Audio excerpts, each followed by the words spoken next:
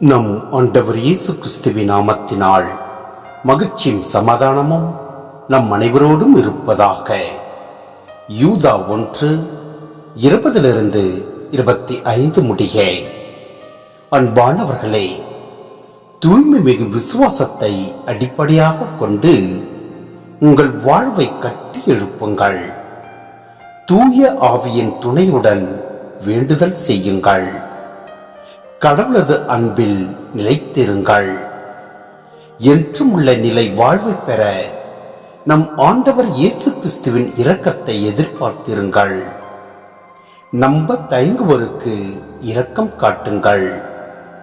வேறு சிலரை அழிவு தீயிலிருந்து பிடித்தெடுத்து காப்பாற்றுங்கள். மற்றும் சிலருக்கு இரக்கம் காட்டும்போது எச்சரிக்கையாயிருங்கள். ஊனியல்பால் கரைப்பட்ட அவரது ஆடியையும் வெறுத்து தள்ளுங்கள். வழுவாதபடி உங்களை காக்கவும் தமது மாட்சி திருமுன் மகிழ்ச்சியோடு உங்களை மாசற்றவர்களாய் நிறுத்தவும் அல்ல, நம் மீட்பராகிய ஒரே கடவுளுக்கு நம் ஆண்டவர் இயேசு கிறிஸ்துவின் வழியாய் மாட்சியும் மாண்பும் ஆற்றலும் ஆட்சியும் ஊழிக்காலம் தொட்டு இன்றும் என்றென்றும் உரியன. ஆமென். சிந்தனை. யூதா இங்கு 3 விதமான மக்களை சுட்டி காட்டுகிறார். முதலாவது, கிறிஸ்துவ படிப்பினையை ஏற்றுக்கொள்ள இன்னும் தயக்கம் காட்டுவோர். இவர்கள் மேல் திருச்சபை இரக்கம் கொண்டு பொறுமையை கடைபிடிக்க வேண்டும். இரண்டாவது, பிறரின் தவறான தூண்டுதலில் சிக்கித் தவிக்கும் கிறிஸ்தவர்கள்.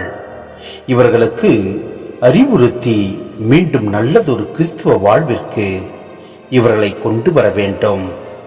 மூன்றாவது, வேறு சில கிறிஸ்தவர்கள் முற்றிலுமாக இறைப்பற்றில்லாமல் மனித இயல்பின்படி நடப்பவர்கள்.